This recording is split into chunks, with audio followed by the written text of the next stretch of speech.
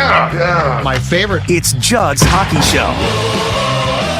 And yes, it is Judd's Hockey Show now that the Wild has started doing multiple shows per week. And of course, once a week we are joined, it's Judd and AJ, of course, but we're joined by Jessi Pierce, who brings a certain hot take, who brings reporting, who brings everything that you could possibly want to the show. And we're going to start off with Jessi's thoughts on the Wild's early, and we mean early season play, and injuries that are already mounting.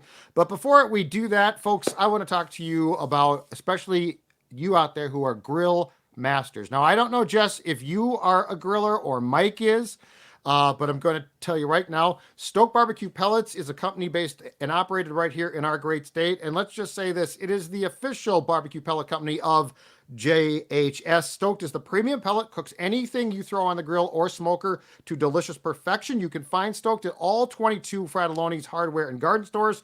Perfect for pellet grills and pellet smokers, and ideal for all types of grills. Find Stoked Barbecue Pellets, and I got some props here. Again, 50 count fire starter buckets. 50 count fire starter buckets. If you want to grill, how about that? And now you're saying, but Sports Dad, didn't I see something cool a couple of days ago? And yes, we are talking about, as I just dropped one of them, we're talking about the barbecue caddy. This is AJ Fredrickson's Christmas gift.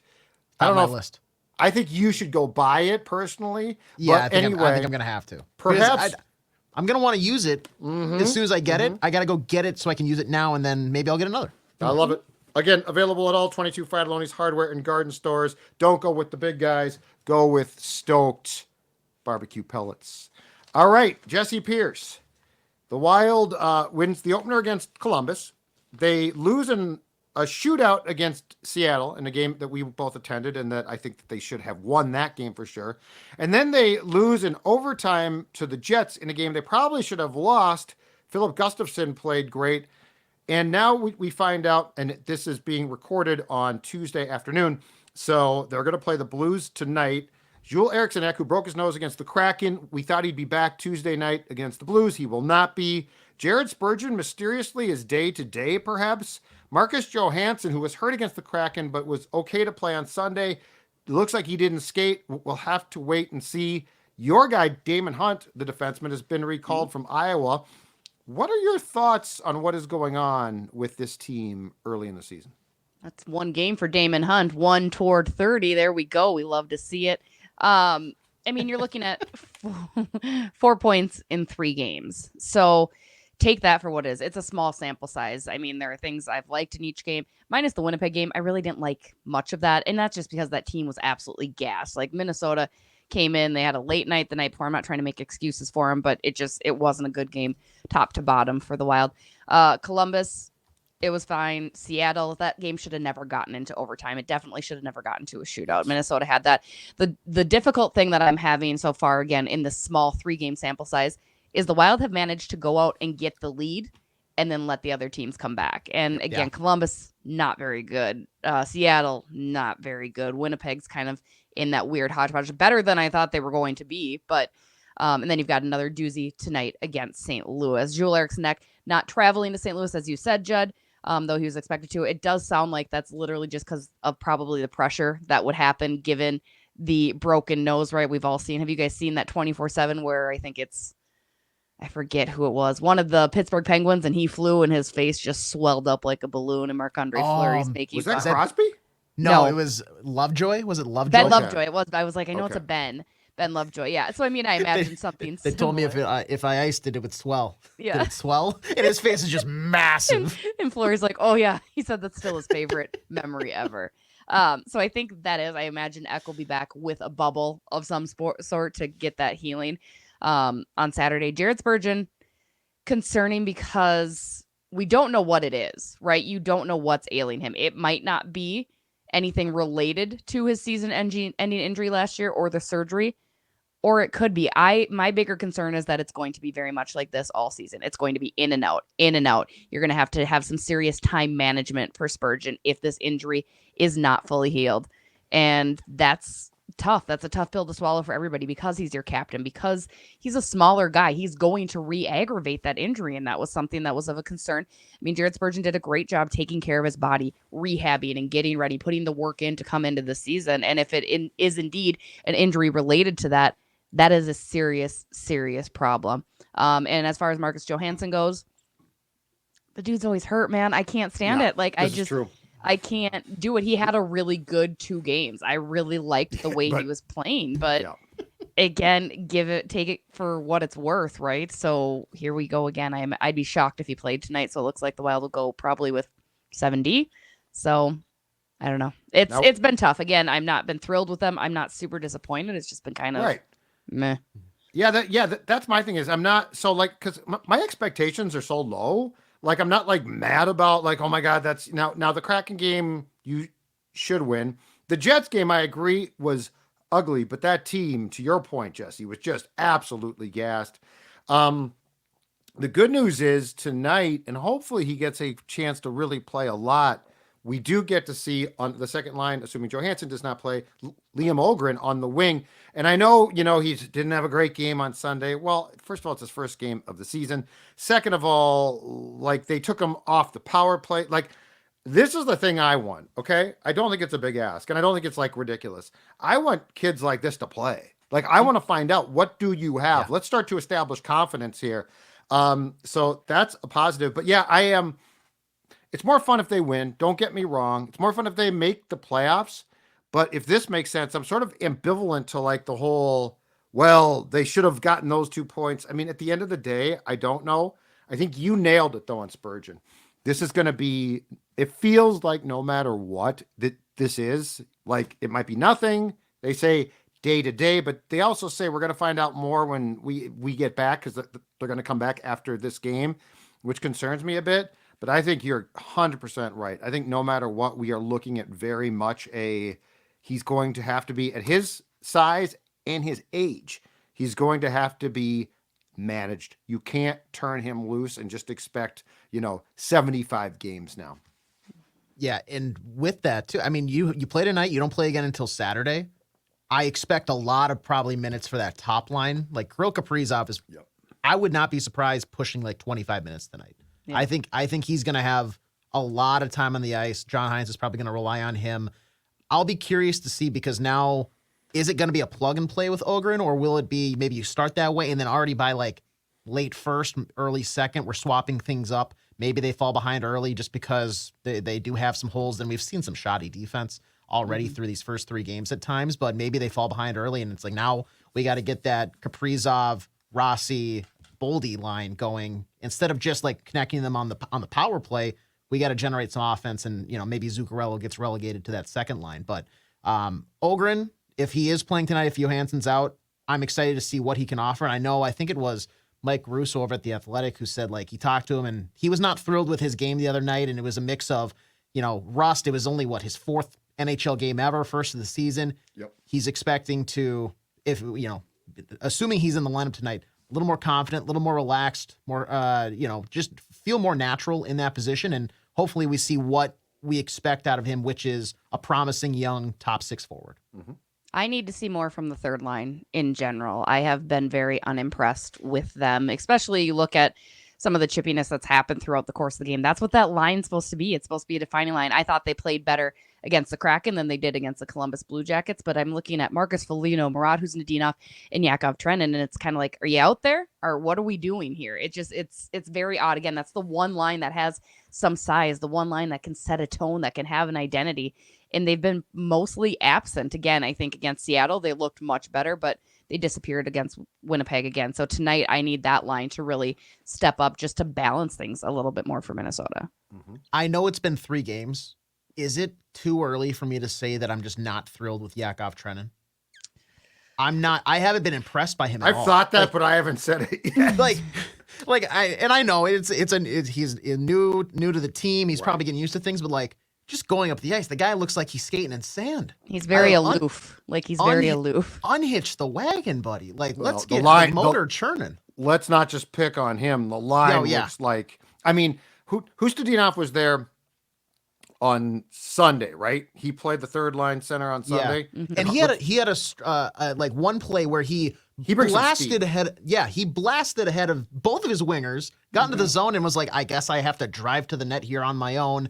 And I don't think he got a shot off, but it was just like, Well, let's catch up a little bit, guys. Show that you're at least on the ice. that line also doesn't need to be a score sheet line. We're literally talking about what the old peepers see out there. Yeah. Like this is not they're not recording enough stats. No one's expecting them to, but to Jesse's point, because I've thought the same thing, like those type of lines ordinarily are like, oh, look at that hit. Look at that play. And like the bench stands up and now you got something through it's 3 games. So Yeah. I get that. But through Obviously. 3 games, I haven't noticed them. Like Jesse said, it's not that they're not showing up on the score sheet. I don't expect that. I haven't noticed them. Feels very weird because that's a lot of beef there to sort of just go like, oh, okay, yeah, they just took a shift and now, So yeah, it is odd, Jess.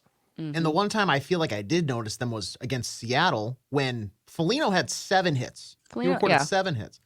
That being said, it needed their second line center to break his nose and their captain to leave the game. Right. And he was seeing red. That's what it took to like make me, okay, Marcus Foligno is here. This is what I'm expecting. He followed that up, 1 hit the next night. Like, yeah, I need that physicality from that third line. It's 3 games. So I want to say that very lightly that I'm not thrilled, but I do need to see something because this is the part of the season where I was told heading in, everybody's healthy. We know Marcus Foligno had that stuff last year. You should be showing me that you're healthy by throwing the body around because that's your game. Yeah. Mm-hmm. Well, and I mean, again, 3 games. Let's stress this. Yep. It's 3 games. Yep. We're fine. And I don't hate 4 points in 3 games. That's fine. Oh, no.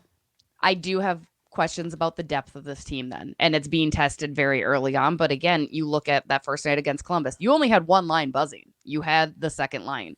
That was it. That game against Seattle. It was mostly Kirill's line that was going. I need to see more from all 4 lines. You keep talking about the complete depth. This team is deeper than it's been. We can do this, yada, yada. We're going to have 4 lines rolling. When? Like, when is that going to start happening? So, and tonight's not the night because, again, you're down, guys. But sooner rather than later, it would be lovely to have more than 1 producing line each game. So that's a couple of factors that probably could all be considered negatives to your point, 3 games in. Let's talk about a positive. Now, he was tuckered on Sundays, and I'm not going to, and I don't think he played poorly. He was tired. The first 2 games of Matt Boldy, this is what we want. You show up every game. In fact, I was telling Age on a brief show just that we did yesterday that I would show Marco Rossi Boldy's first 2 games and say, this is the expectation, dude. Because he's another guy. The first game, it's like, dude, you're getting a chance at the first line. And by the way, we've all advocated for that. You got to bust your hump. You got to bust your ass, right? But Matt Boldy, those first 2 games, that is what we have wanted for how long? Because it wasn't just that he was playing great. Like, the work was there. Right. Like, that wasn't a fluky playing well. No, it's not even the way he shows up on the score sheet. Obviously, that's crucial to the success of the Minnesota Wild, is having him be a producer like that. The plays that he was making, the ways that he was getting the puck, the way that he was controlling the puck. I mean, very few misread passes and very few miscues. And I loved everything about it. I had somebody chirp me earlier saying, oh, Matt Boldy's not hard to get off the puck. Yes, he is. Like, if you pay attention, he is so hard to get off the puck. And that's grown. That's part of him growing. I mean, he's still only 23 years old, you guys, which still blows my mind. I think this year on the ice and off, there's a new level of maturity to him. And I absolutely am here for it. And I think that's just going to buoy his game. So I'm excited to see what he continues to bring. He's definitely a solid guy who's grown into his own, and it's going to be a very good year. As we had hoped, but now as I expect for Matt Boldy. Mm-hmm. He's had some really highlight reel plays already through 3 games. Yeah, the first night, that kind of no look snipe where, I think Judd, you compared it to the Matthew Stafford or Patrick Mahomes, no look pass. Yeah, because he's like this. And then he's done that twice now too, I think, where it's like he just prefers to not use his eyes when he passes the puck. But I mean, if you're a goaltender, it becomes, think about that, because you're focused on the guy's head too, right? Right. And so you're seeing, okay, pass, and so you start to probably shift a little bit, and he comes with that shot, which by the way is a hell of a shot with no look. Sorry, go ahead. And was it him against the Kraken on Saturday? The next to the side of the net backhand feed to the Gorgeous. and granted, it's like that's more hockey sense than actual. You know that you should have your guy there. That's designed, but the fact that he was able to put it right in the slot, right on Hartman's stick, so he could just catch it, shoot, and beat. I forget who was in net. Was Cord. it Decord? Thank you. We need to maybe ask: should he play blindfolded here for the remaining 79 games? Because he's already it seems like he's just fine not using his eyes. He's been very impressive here through 3 games. I know he was tired. I like how you said tuckered. Like he's a 65-year-old man who needs a nap. He was tuckered. Well, there are games where he has not shown up. I think they showed up on Sunday. I think they were exhausted, and it's harder to. I mean, I'm not going to hammer a team that is tired out. Now, I will say this: Rossi's early season play is not set really well with Sports Dad so far. I need more from him. Yeah, he's been quiet, right? I think it's because he came off such an explosive year, especially to open up last year. And it feels like something's a little off there, especially since he's getting this opportunity on the top line with Kirill and Mats. And he just seems it's not necessarily, I wouldn't say he's been bad by any stretch. It's just kind of not what I had expected. It hasn't grown off of last year at all. It isn't anything up to par like that. So it's interesting. I'm wondering if it's kind of like a mental area, right? I mean, this offseason was very different for him. There was trade rumors being swirled around, right? A lot of pressure on Marco Rossi to show everybody what he's worth, show why he's a valuable member of the Minnesota Wild. So I just can't help but go that direction with it and wonder if that's maybe too much in Marco's head, where he's gotten away from his game, the game that he had developed so well last year. Well, and you're right. Look, there's pressure here. Like he is getting his chance, and he's probably pressing a bit. But I mean, dude, you also have to. Like, you have to thrive here. Like, this is where a guy, you're a top 10 draft pick. This is where a guy like you at this point in your life and career thrives.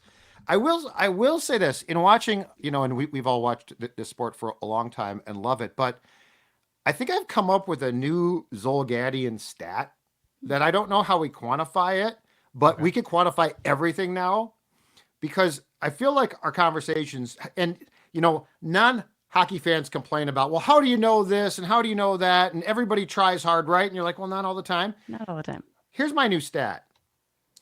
It's JEF, Judd engagement factor. Because I feel like when you watch a game, it's engagement, right? Like Matt Boldy to me is really engaged. Like he has a high Jeff rating. Yeah, yes. Like this is what I wanted. The Blackhawks game where he took a siesta last season was a 0 Jeff. He would never engaged in that game. What's the Richter scale? Yeah, are we going like 5 or 10? Like, is it 5, 10, or? Well, no, it'd probably be 0 to 10, right? Because there are some guys that don't score points, but they're Jeffs every night. I mean, Brock Faber is a average probably 8.5 to 9 Jeff every single game, always engaged. And to Jesse's talking point, and this is like the biggest thing, the third line should be a 8 Jeff every night. You have to be engaged. You have to be skating. You have to be doing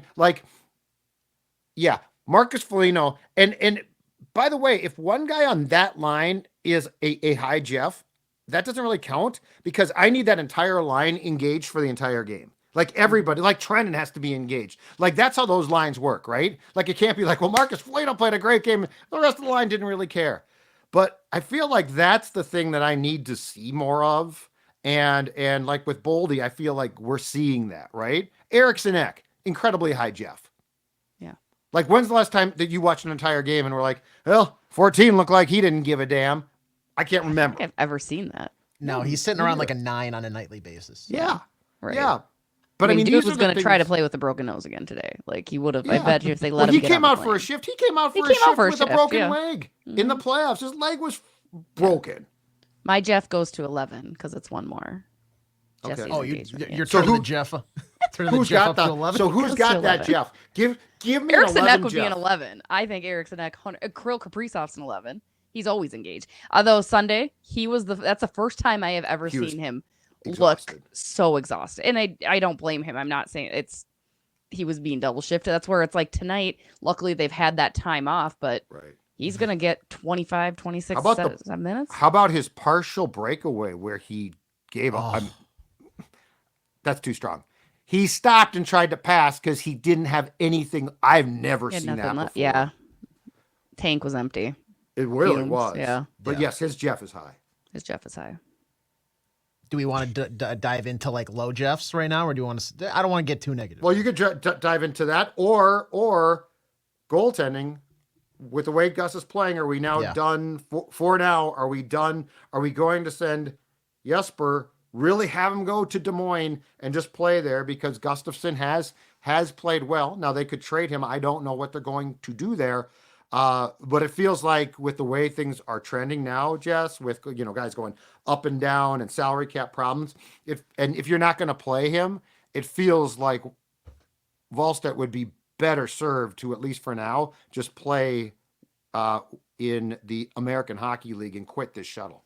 100%. I mean, there were going to be challenges and hurdles with carrying 3 goalies anyway. A large amount of that is the salary cap, and on paper, you're sending him up and down, but he was staying in Minnesota. Tonight was supposed to be Jesper's debut, I believe. I think that was kind of the way it was planned out. I mean, you looked at the way the rotation worked, start him in St. Louis instead of on the second half of back-to-back. I mean, it made sense.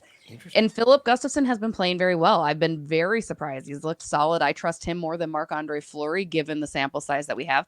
But it's still too small. Like we've said that with every other player, it is still too small. Philip Gustafsson had a great game 1 last year against the Florida Panthers too, was outstanding in the Minnesota Wild, beating the now defending Cup champs.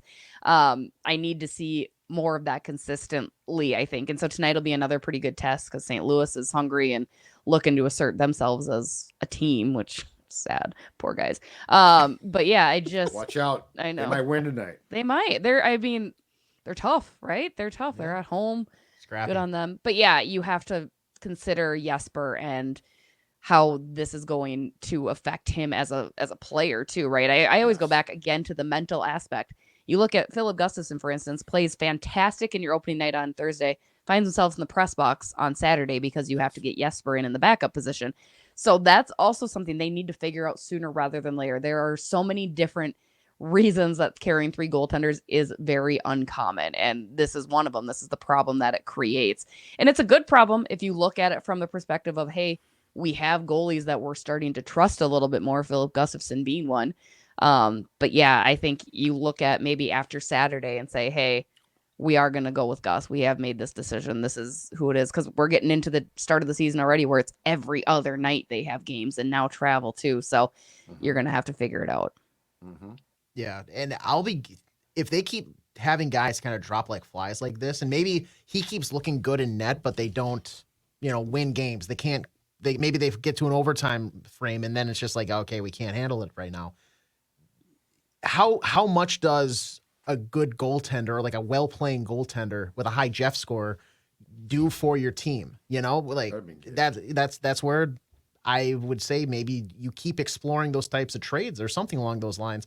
But my thought process for the last past 24 hours or so is like, if you're not going to be able to get him in on a regular basis, I want him to play. And that's where going back to Iowa probably makes the most sense. Like, try to maybe force it later in the year once guys come back and are healthy and you actually can make the 3 goaltender situation work. But right now, like, I just don't see that they're able to.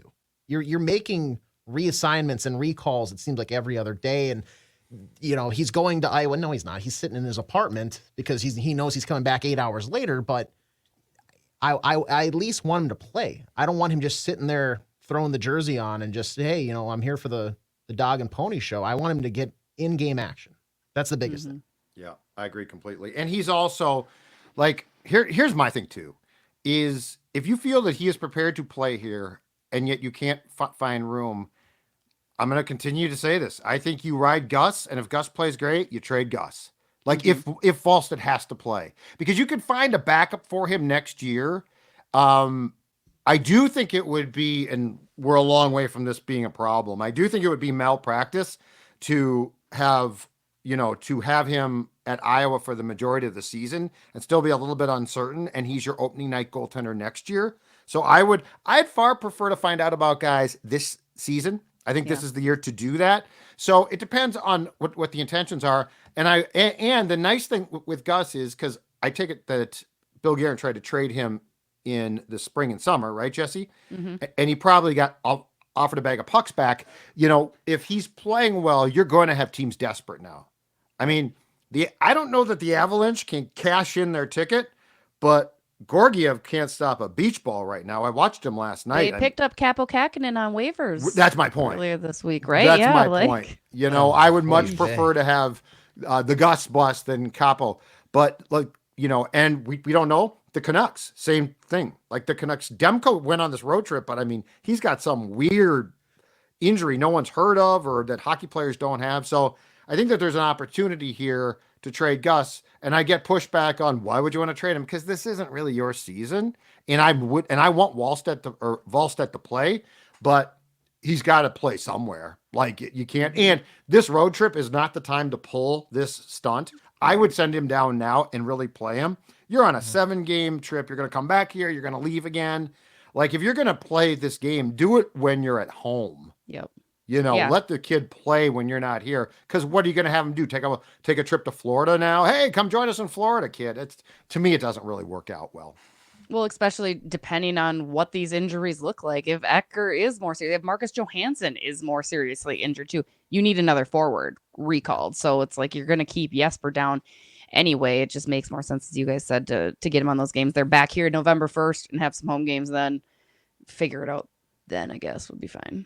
Exactly right. Hey, let's take just a brief respite here to give a quick shout out to the exclusive personal injury law firm of Judd's Hockey Show. That, of course, is our friends at Nicolay Law. Nicolay Law knows that when you or a loved one gets injured, ordinary life, it's going to come to a stop and things are going to get complicated.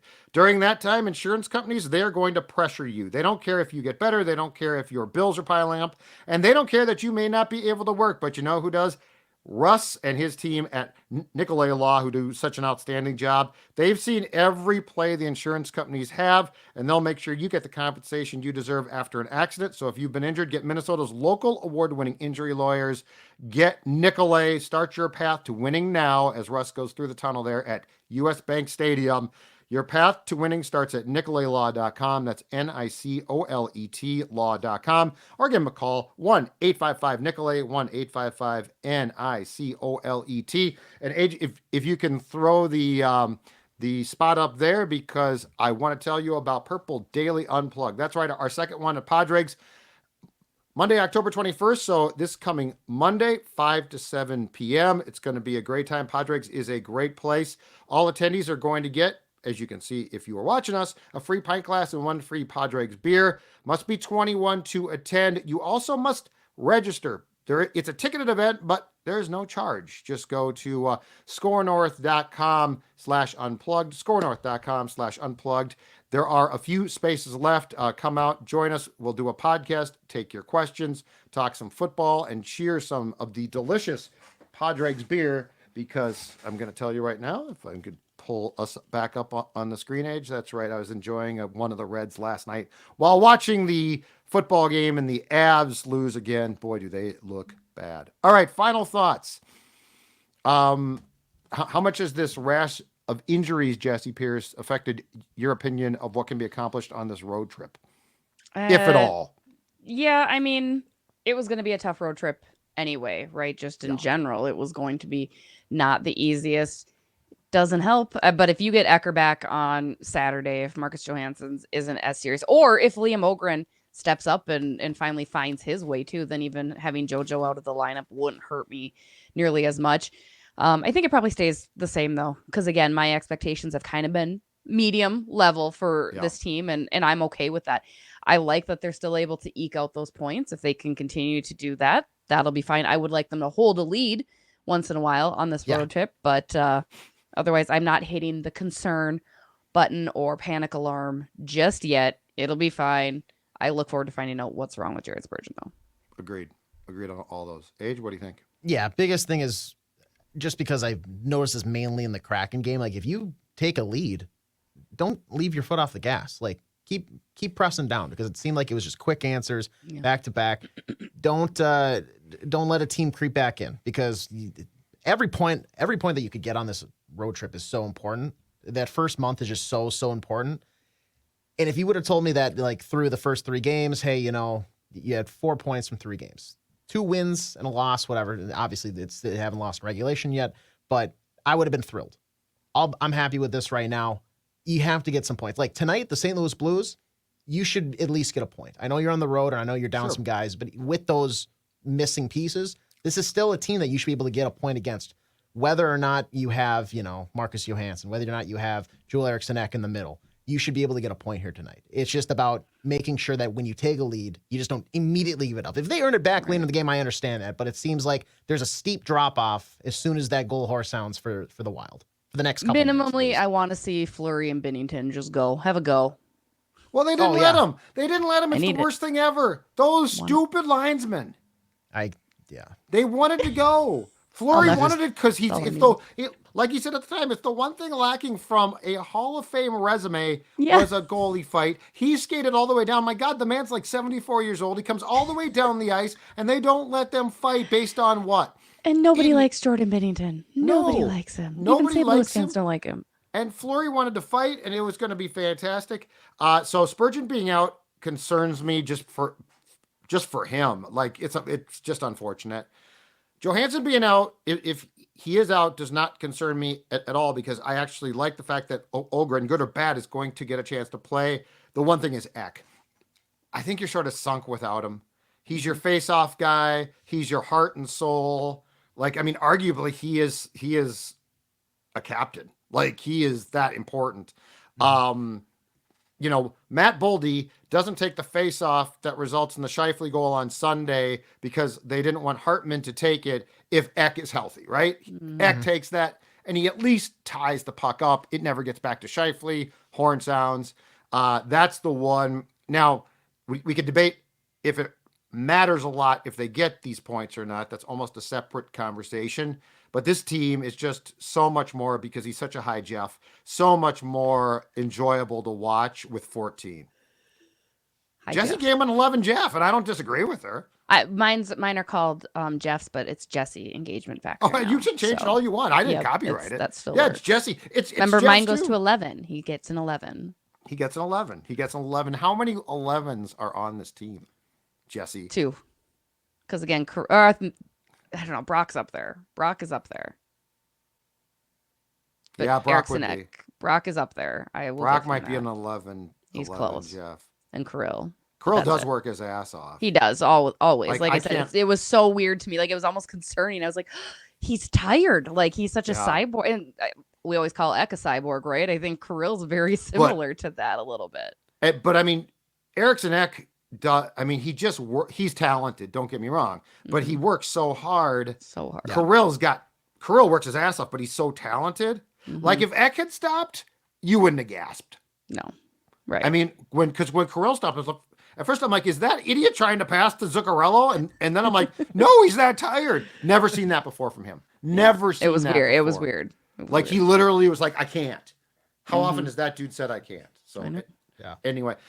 All right, we will reconvene next week again for an episode that goes 3 deep of Judd's Hockey Show.